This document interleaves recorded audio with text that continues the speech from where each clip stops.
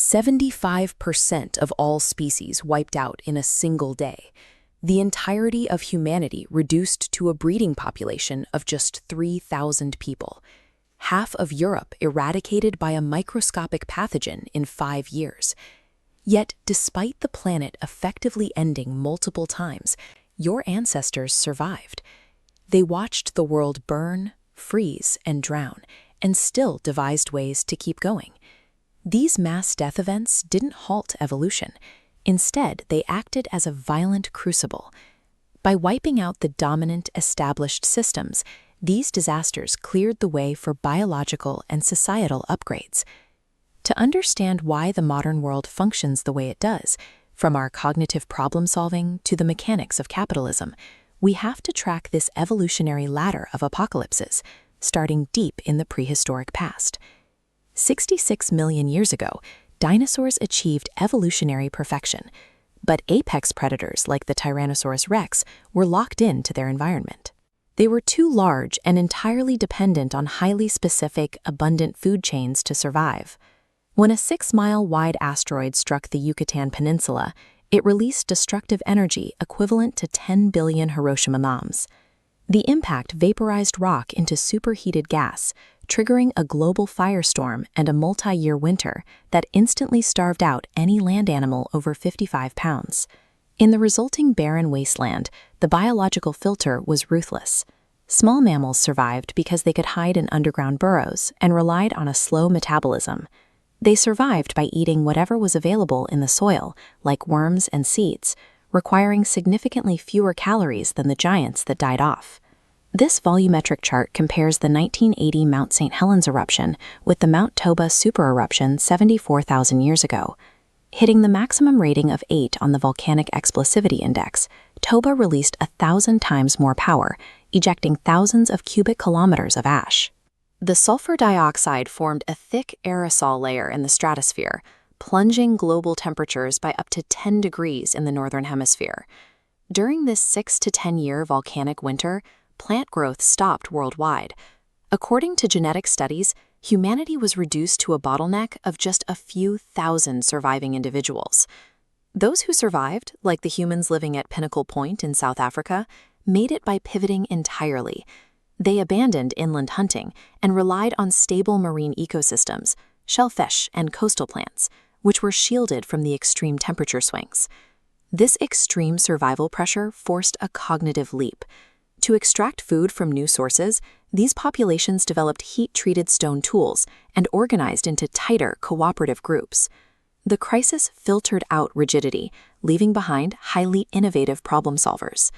The environment tested humanity again 12,900 years ago. Global temperatures dropped up to 14 degrees Celsius in less than a year during an event called the Younger Dryas. Glaciers returned, starving out massive mammals like mammoths and ground sloths. Then, the massive ice abruptly melted, raising sea levels by 25 feet and permanently flooding ancient coastal lands. Facing the total loss of the large game they hunted, humans were forced to stop migrating. In the Middle East, they deliberately began planting wheat and lentils. To survive the climate shock, they invented agriculture, cementing the foundation for permanent towns and cities. Looking at this map of the eastern Mediterranean around 1200 BCE, you can see how those early settlements evolved. This was a highly prosperous, globalized network.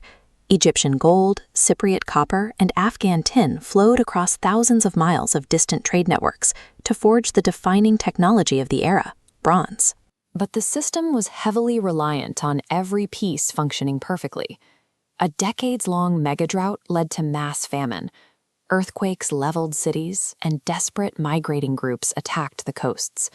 When the trade routes were cut, a cascading collapse rippled through the network, wiping out almost all of these empires in less than a century. With the trade routes dark, bronze production became impossible. This forced a move to iron. It was harder to work with and required much higher temperatures to forge, but because it was decentralized and locally sourced, it broke the dependence on globalized trade. As civilizations become highly complex and interconnected, they grow fragile. A failure in one node brings down the whole system, forcing the survivors to implement radical technological resets. Thousands of years later, humanity built another vast interconnected system. By the 14th century, medieval Europe was deeply entrenched in the feudal system, bound by land ownership and international trade routes. Then, a gram-negative bacterium called Yersinia pestis entered the population. It caused extreme fever, internal bleeding, and painful swellings in the lymph nodes. Inside the host, it aggressively multiplied at the cellular level, bringing almost certain death within a matter of days. On this map, you can track how the wealth-generating trade routes operated as perfect delivery vectors for the disease. Rats and fleas traveled on merchant ships from Crimea down to Sicily and Genoa, branching outward to cover nearly the entire European continent by 1351.